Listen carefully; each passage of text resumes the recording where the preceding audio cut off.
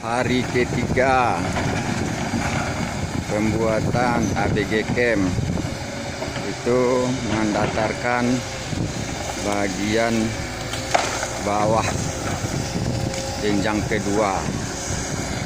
Mudah-mudahan pengerjaan ini berjalan dengan sukses dan cepat selesai dan bisa dilakukan camping. Ini dia lokasi yang di bagian bawah, cukup luas, lebih kurang 1 hektar lokasinya. Ini lokasinya lagi mau didatarkan.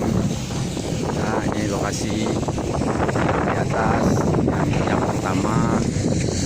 Nah, ini dia, ini lagi pengerjaan untuk mendatarkan daerah bawah yang dilaksanakan oleh operator Anjul. Nah, ini Pak Joko lagi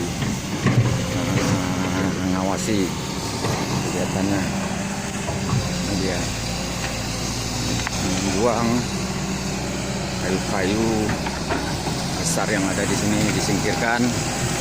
Nanti setelah itu baru ditimbun. Ini dia. Mudah-mudahan ini cepat berhasil pengerjaannya.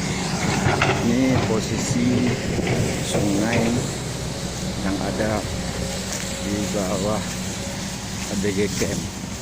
Silakan nanti Anda di bawahnya bisa memancing ikan. Ini itu sungainya.